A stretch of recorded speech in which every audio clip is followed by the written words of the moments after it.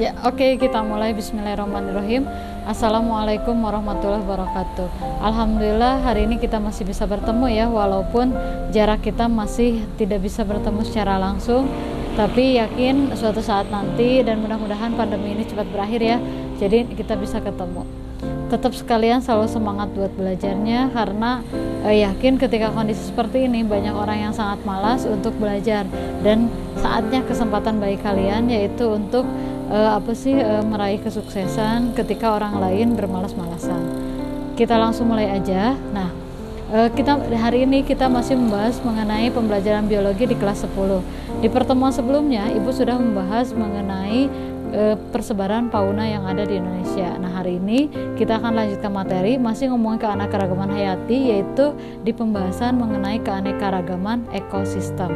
Tapi seperti biasa, sebelum Ibu bahas lebih lanjut, Ibu akan menjelaskan dulu apa sih tujuan pembelajaran materi hari ini. Tujuan utamanya yang pertama adalah mengetahui definisi mengenai ekosistem, yang kedua yaitu mengetahui macam-macam ekosistem dan juga ciri khas dari ekosistem tersebut. Supaya lebih jelas, kita langsung mulai aja ya. Oke, kita harus tahu dulu apa itu ekosistem.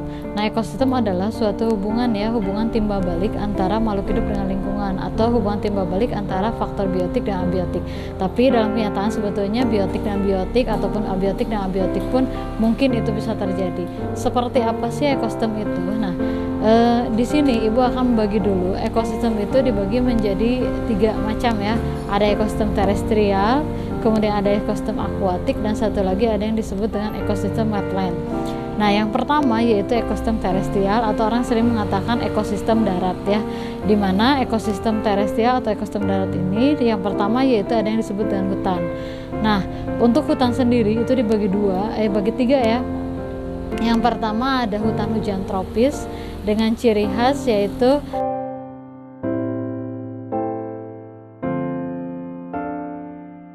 ini salah satu merupakan ciri khas dari negara Indonesia ya, yaitu kita masuk ke dalam hutan hujan tropis. Kemudian yang kedua, hutan yang kedua ada yang disebut dengan hutan musim, yaitu biasanya ini dari daerah daerah Eropa, di mana memiliki 4 macam musim, seperti ada musim semi, musim gugur, musim dingin, dan musim panas, atau orang sering mengatakan musim winter ya, musim dingin tuh.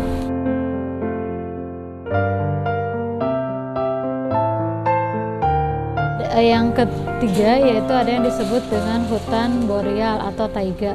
Salah satu ciri khasnya adalah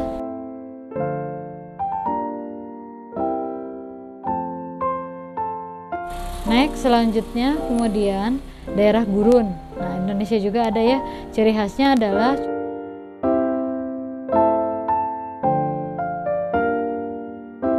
selanjutnya yaitu ada yang disebut dengan ada yang disebut dengan padang rumput atau savana ya. Ciri khasnya yaitu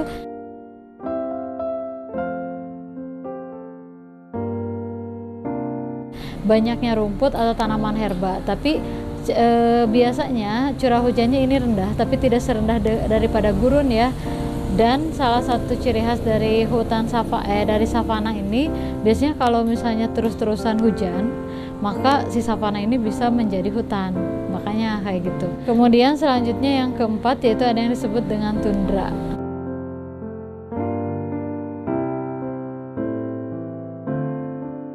Oke, selanjutnya ekosistem yang kedua yaitu ada yang disebut dengan ekosistem akuatik atau ekosistem air. Nah, biasanya untuk akuatik sendiri ini dibagi menjadi 2 ya.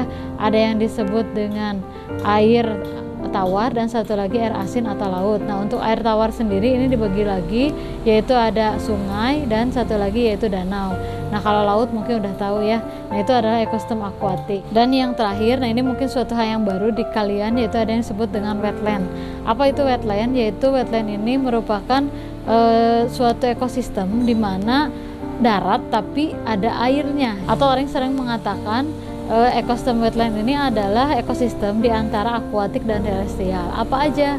Salah satu yang termasuk ke dalam ekosistem wetland yaitu mangrove ya. Nah, itu mangrove. Nah, mangrove ini adalah salah satu ekosistem ekosistem wetland.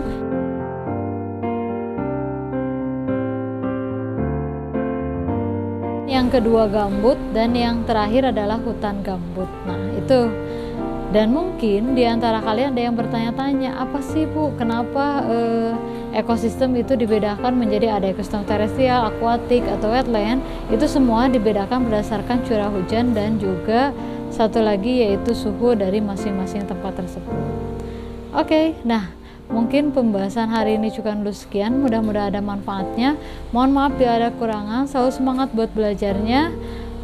Terima kasih atas perhatiannya. Jangan lupa kalau keluar rumah selalu menggunakan maskernya. Terima kasih. Wassalamualaikum warahmatullahi wabarakatuh.